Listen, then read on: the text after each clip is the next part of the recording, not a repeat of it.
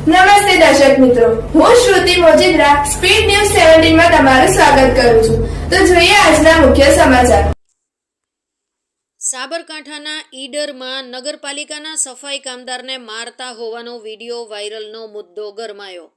ગઈકાલે સફાઈકર્મી રામદેવ સોલંકીને મારતા હોવાનો વિડીયો થયો હતો વાયરલ. સફાઈકર્મીને ઈડર સિવિલ હોસ્પિટલમાં સારવાર હેઠળ લાકડી દ્વારા ઢોર મારવાના મુદ્દે ઈડર નગરપાલિકાના સફાઈ કામદારો હડતાળ પર. આજે સફાઈ કર્મચારીઓ પોતાના કામથી અળગા રહીને પોતાનો વિરોધ નોંધાવશે. લાકડીથી મારનાર ઉપર કાયદેસર કાર્યવાહી કરવામાં આવે તેવી માંગ ઉઠવા પામી. ચીફ ઓફિસર આવે ત્યારબાદ પોલીસ ફરિયાદની તજવીજ હાથ ધરાશે. લાકડી મારવાના વિડીયો મુદ્દે ઈડર શહેરના સોશિયલ મુદ્દે તેમજ લોકોમાં ચર્ચાનું કેન્દ્ર બન્યું. રિપોર્ટર નરેન્દ્રસિંહ રાઠોડ.